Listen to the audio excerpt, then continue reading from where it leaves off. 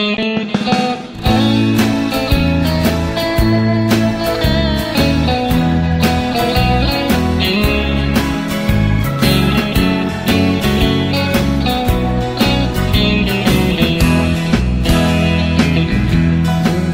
tuk thla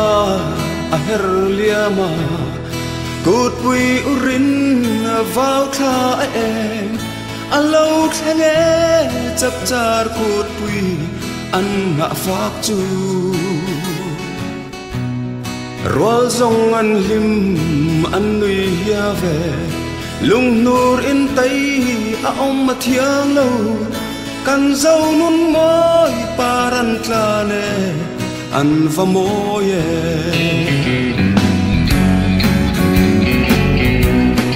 dai lung ro na tual cha hin thai leng an tlai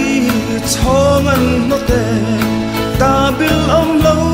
du sak na nen in thai kware leng tin an kim lal mual an moi an soi di me an chai ning lo chap pui ra lo vin a tul ngai lo an lo di e dei ni boin zau nun za moi zu lor zelin i chen zelang ro zong thin lai dam ro se thang le khar ten war zelila za wi la vi ta te hian khwa vel kan deng chua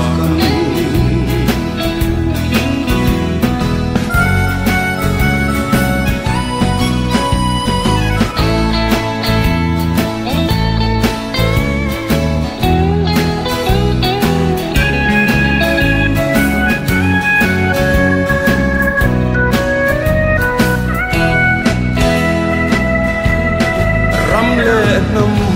lâu môi xuân na cút bụi man dan hitia mila chặt lâu na la yom reng reng chu nol zelila ang chung zelin itse nang ho don chung zelin pi punun hui yai na reng reng om mem ni an va moye dei ni boin zau nun za moi zu lor zelin i chen zelang ro zong thin lai dam ro se thang le khar ten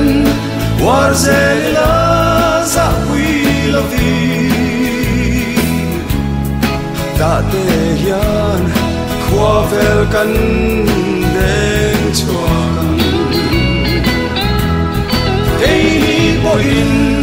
zau nun za moi zu lor zelin i chen zelang ro zong thin lai